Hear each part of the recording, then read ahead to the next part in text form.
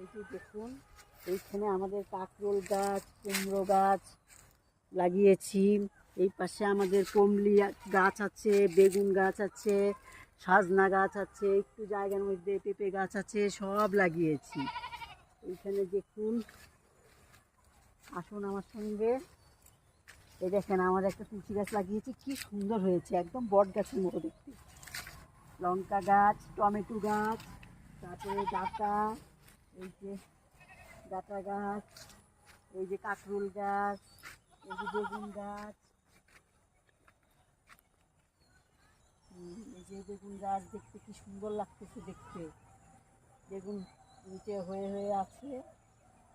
এখানে পাট শাক আছে, লঙ্কা গাছ আছে, লঙ্কা পেকে পেকে আছে,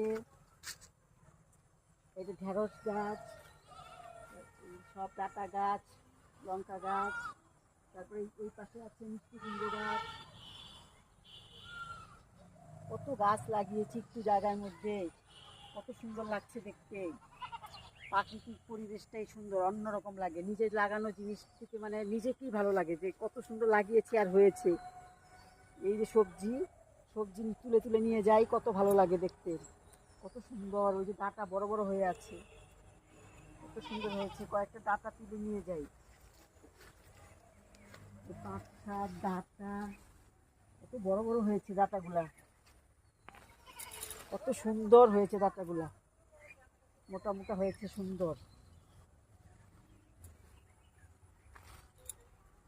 কত সুন্দর ডাঁটাগুলা, মাছ দিয়ে ঝোল রানলে খেতে খুব ভালো লাগে।